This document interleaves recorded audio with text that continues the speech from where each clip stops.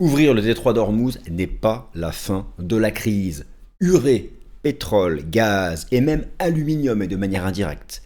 La situation en termes de prix va rester compliquée, même plusieurs semaines après la réouverture du détroit d'Ormuz. Chers amis, je vous explique tout dans cette nouvelle édition du Fast and Forex, sur le plan fondamental et aussi sur le plan technique. Y a-t-il vraiment une alerte rouge sur le prix de l'énergie, sur le prix de l'engrais urée et sur le prix de l'aluminium? Vous allez voir, beaucoup de choses fausses sont dites, alors passons en revue la réalité des faits fondamentaux et techniques.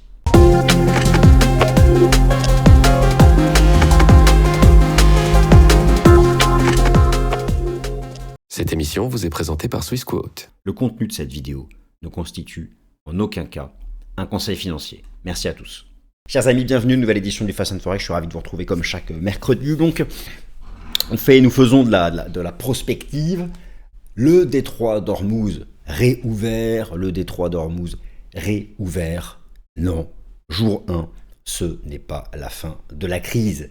Ce n'est pas la fin de la crise, puisque déjà le détroit reste fermé plusieurs semaines, et quand bien même serait déclaré jour 1, jour réouverture du détroit, les choses prendront énormément de temps. Lorsque vous écoutez, il s'exprime de manière publique, les patrons des boîtes du Golfe Persique, enfin les entreprises du secteur de l'énergie, donc tout autour du Golfe Persique, tout pays confondu, mais ce sont surtout les directeurs d'usines de pétrole et gaz, en particulier des Émirats arabes unis, qui ont pris la parole et qui le disent tout simplement. Vous savez, mettre une usine à l'arrêt, c'est pas un interrupteur on-off.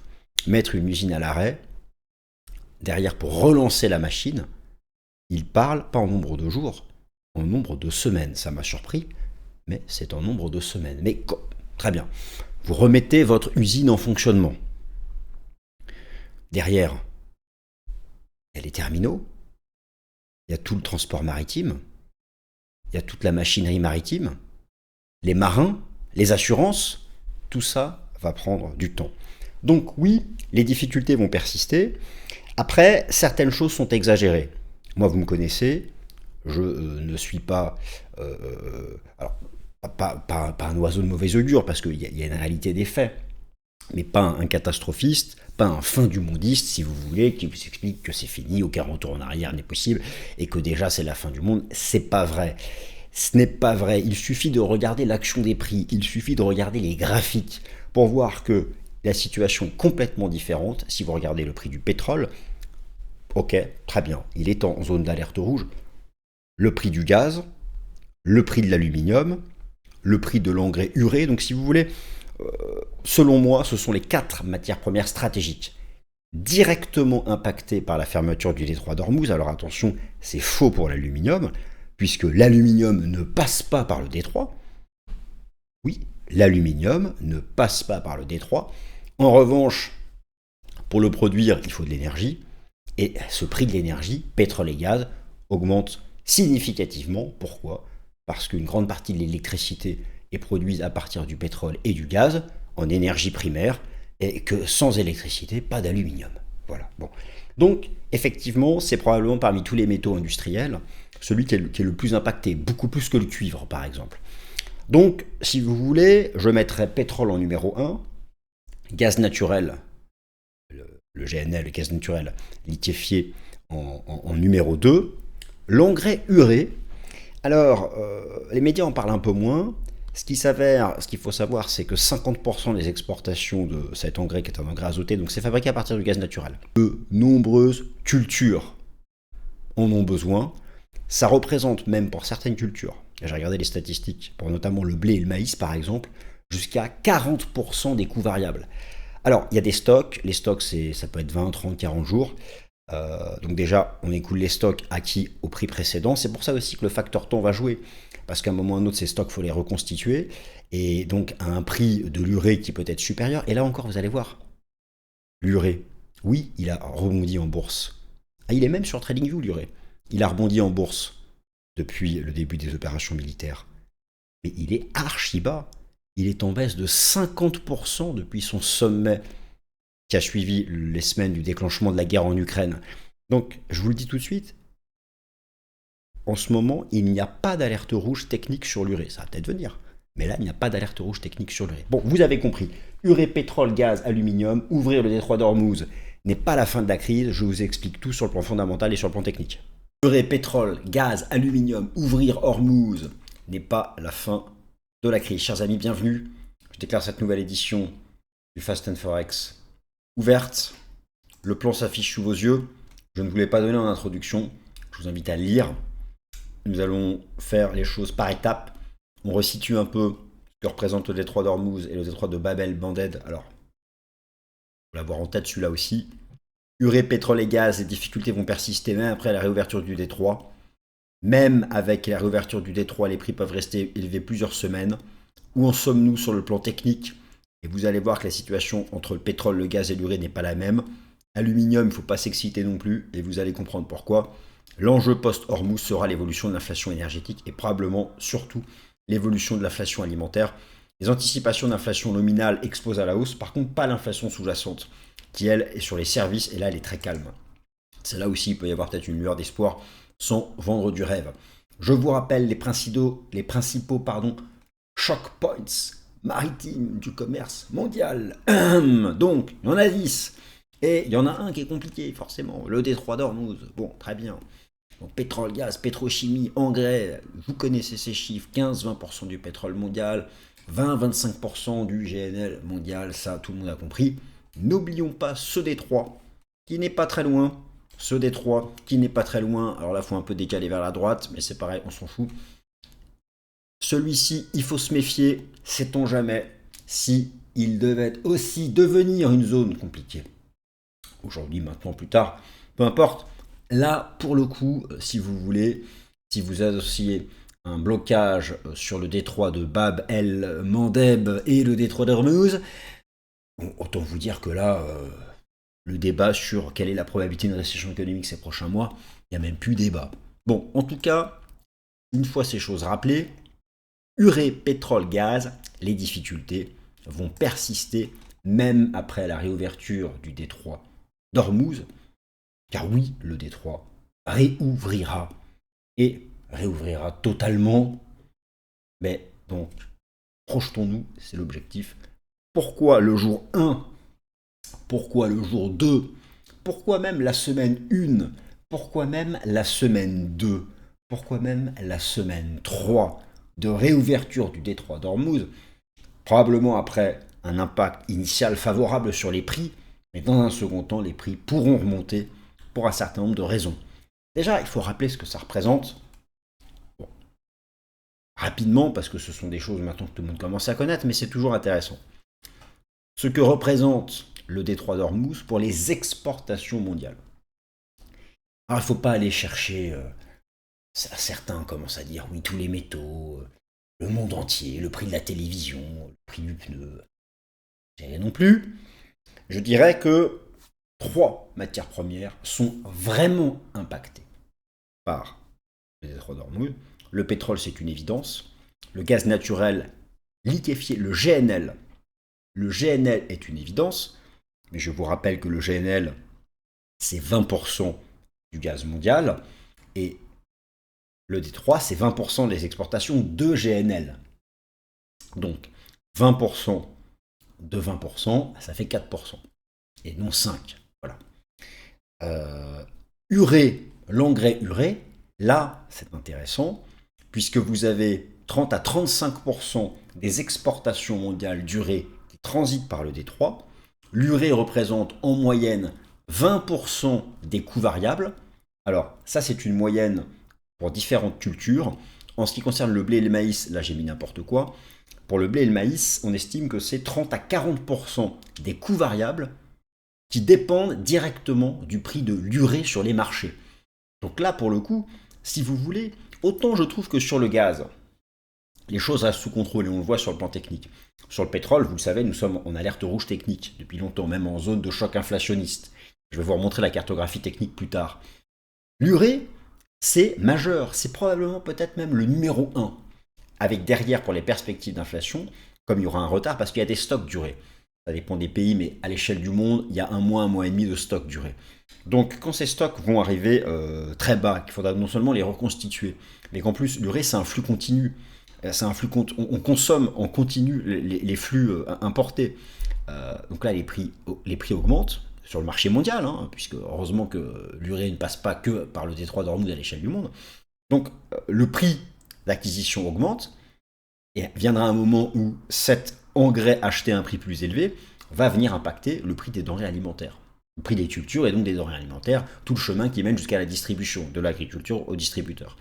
Et ça arrivera avec retard, ça va être une difficulté. Bon, deuxième difficulté, vous connaissez l'Asie. C'est l'Asie, l'Asie dépend du détroit. Que ce soit pour le pétrole, le gaz naturel ou l'urée, c'est l'Asie à 80%. L'Asie, c'est le moteur du commerce mondial, c'est le moteur de l'économie mondiale. Ok, très bien, bon, bah ça pour le coup, c'est majeur. La vraie difficulté, elle est là. Le temps de normalisation du transport après la réouverture du détroit d'Ormuz. Donc ça, c'est basé à la fois sur des études et sur les déclarations des patrons des entreprises autour du Golfe Persique. Beaucoup s'expriment. Et lorsque vous faites la synthèse de ce qu'ils disent, vraiment sur le plan industriel, sur le plan logistique, eh bien pour le pétrole, ce sera minimum 2 à 6 semaines pour relancer la logistique du monde d'avant les opérations militaires du 28 février. Pour le gaz, 1 à 3 mois, car c'est beaucoup plus rigide, notamment pour relancer les terminaux. Et en ce qui concerne l'urée, 1 à 3 mois. 1 à 3 mois pour reprendre le flux d'exportation du monde d'avant. Donc déjà, si vous voulez, il faut une réouverture complète du détroit d'Ormuz. Ensuite, ce temps de normalisation du transport, c'est après réouverture complète à 100% du détroit. C'est-à-dire que vous ajoutez 1 mois, 2 mois, allez, de 1 mois et demi à 3 mois, après une réouverture complète. Déjà, il faut que la réouverture soit complète, et ensuite vous ajoutez 1 mois et demi à 3 mois de difficulté. Donc là, on part sur un trimestre après la réouverture, avec des prix qui peuvent rester à un niveau élevé. Sachant que 1 à 3 mois avec des prix qui peuvent rester à un niveau élevé, 1 à 3 mois pour retrouver les flux d'avant, donc les volumes d'avant, et se pose le problème des stocks. Et là, nous en avons déjà parlé dans un certain nombre d'émissions depuis un mois, et là je vais mettre en avant le stock mondial d'urée, c'est seulement 20 à 40 jours. Après ça dépend des pays. Donc, vous voyez que même la réouverture du détroit ne sera pas la fin du problème par rapport à 2 paramètres, le temps de normalisation du transport, de la remise en route de la machine industrielle, donc industrielle même pour l'urée, hein, puisque c'est produit à partir du gaz naturel, et derrière, des stocks qui malheureusement vont être en conflit avec ce temps de normalisation. Donc les choses vont de toute façon rester complexes. Après, bien sûr, à partir du moment où le détroit est ouvert, chaque jour qui passe améliore la situation. Mais chaque jour qui passe améliore la situation, le problème c'est que le temps joue déjà contre nous et que ce temps de normalisation sera encore aussi une difficulté à gérer. Donc là, je vous remets sur la carte du Golfe Persique avec toutes les raffineries, les terminaux, les pipelines, etc. Bon, vous voyez que ça va, tout le monde, si toutes ces terminaux, ces raffineries étaient positionnés ici devant Oman, il n'y aurait pas de problème. Mais non, c'est devant l'Iran. Ça, c'est effectivement une difficulté. Alors, même avec la réouverture d'Ormuz, les prix vont rester élevés quelques semaines. Même avec la réouverture d'Ormuz en mode 100%, les prix vont rester élevés quelques semaines. Donc je viens d'en parler, déjà il y a une reprise lente des volumes. Parce qu'il faut relancer la machine, il faut refaire tous les plannings, tout est désorganisé. Rappelez-vous, les difficultés logistiques, lorsque l'économie mondiale avait été mise à l'arrêt, avec la crise sanitaire. Là c'est pas l'économie mondiale qui est à l'arrêt, mais c'est quand même je vais montrer, c'est 20% de l'exportation mondiale de pétrole, 20% du GNL, 35% de l'urée mondiale. Tout ça est à l'arrêt. Donc c'est pas, j'allume pas ma lumière, voilà, c'est pas on-off. Voilà. Donc déjà, il faut relancer la machine. D'autre part, quand bien même la machine se relance, bon là j'avoue je dresse un tableau négatif, mais bon, prenons les faits comme ils sont, après nous verrons bien comment les choses évoluent. Une fois que vous appuyez sur on, imaginons que le trafic se relance, dans tous les cas, le risque géopolitique ne descend pas à zéro. il y a beaucoup de groupes indépendants, quand bien même il y a un accord de paix entre les États-Unis et l'Iran. Il y a tellement de groupes indépendants, il y a tellement de groupes de pression, de groupes terroristes à droite à gauche capables d'envoyer des drones, que le risque géopolitique sera toujours présent. Il y aura donc une prime de risque qui va agir sur les primes d'assurance. Donc là aussi, c'est un coût. Et donc les prix ne peuvent pas retomber immédiatement au monde d'avant. Il va y avoir une contrainte d'offre, une contrainte géopolitique, une contrainte d'assurance, un temps de normalisation qui fait que même s'il y aura une réaction initiale favorable sur les prix, ils vont se maintenir à un niveau plus élevé. Donc de toute façon, nous n'échapperons pas à un rebond de l'inflation nominale. Mais ce sera provisoire. Ça, ok, ça, tout le monde sera d'accord pour dire que ce rebond de l'inflation nominale sera provisoire. Après, l'idée, c'est de savoir jusqu'où ça va aller dans l'inflation. Est-ce que ça va atteindre les services ou pas? Si ça n'atteint pas les services, par exemple l'immobilier, l'inflation sous-jacente peut continuer de baisser. Et là, ce serait une bonne nouvelle. Donc tout ça, ce sont un peu toutes les incertitudes qui nous attendent, mais c'est passionnant. Bon, dans tous les cas, le jour 1, la semaine 1, même la semaine 2, qui va suivre la réouverture du détroit d'Ormuz, eh bien, n'est pas la fin des difficultés, vraiment loin de là. Le facteur temps sera donc un problème. Et donc, ça, je voulais vous rappeler qu'effectivement, il va y avoir un équilibre à trouver entre, en tout cas, un affrontement entre des durées qui sont assez similaires, à savoir les durées de stock. Donc là, en gros, là, je vous remonte le tableau des stocks de pétrole, mais n'oubliez pas aussi les stocks durés, qui sont d'ailleurs même inférieurs, c'est plus autour d'un mois et demi. Et face à ça, face à ce nombre de jours de consommation en termes de stock, vous avez le temps de normalisation pour remettre en route la machine industrielle, la machine de transport. Et là, le problème, c'est que même après la réouverture du détroit, ça va encore taper dans les stocks. Et qu'il est probable qu'on arrive à un moment où le détroit va fonctionner à 100%, mais les stocks seront très bas. Il y aura donc une nécessité de reconstituer les stocks, mais avec en face un volume qui sera peut-être proche de son 100% le monde d'avant les opérations militaires. Mais comme il y aura les stocks à reconstituer, la demande sera telle que ça va maintenir les prix plus élevés. Voilà. Donc la situation sera différente s'il y avait 4 ans de stock. Là, le problème, c'est que vous avez des stocks de 2 à 3 mois et une durée de normalisation post-réouverture de 2 à 3 mois. Si vous aviez 4 ans de stock et une durée de normalisation post-réouverture de 2 à 3 mois, il n'y avait pas de problème. Là, la difficulté, c'est que les durées sont équivalentes. Et c'est donc ça qui risque de mettre qui va rendre les choses compliquées. Urée, pétrole et gaz, alerte rouge sur les prix en bourse. Alors là, justement, moi, c'est là que je vais apporter de l'optimisme, entre guillemets. Je vais vous montrer les faits techniques et la situation est nettement moins pire que ce que certains disent, et en particulier donc sur l'urée et sur le gaz. Sur le pétrole, il n'y a pas de sujet. Tout ce qui est au-dessus de 90 $, c'est le choc inflationniste. Entre 80 et 90, c'est l'alerte rouge technique. Pourquoi? Parce que tout 2025 était sous 80 $. Donc au-dessus de 80 $, faites un taux de variation sur 2026. Il y a une contribution positive du prix du pétrole. Au-dessus de 130 $, là c'est vraiment hors de contrôle. C'est pas bon du tout. Ça, de toute façon, c'est acquis, c'est acté. Ça va, obligatoirement, je dis obligatoirement, l'inflation nominale rebondit. D'ailleurs, vous regardez les anticipations d'inflation nominale de l'algorithme de la Réserve fédérale de Cleveland, qui est une des antennes de la Fed, le CPI remonte à 3,71 en avril. Là, je vous rappelle qu'il est à 2,5. Il est à 2,5. Il va remonter à 3,25 à 3,71. C'est le prix de l'énergie. Par contre, regardez, l'inflation sous-jacente, elle baisse.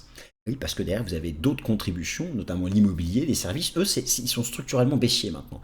Donc ça, ce sera un peu l'air qu'on nous aurons. Mais l'inflation nominale, ça va flamber. C'est obligé maintenant, ça va flamber. Mais ce sera provisoire. Bon. Donc, effectivement, le pétrole, c'est compliqué.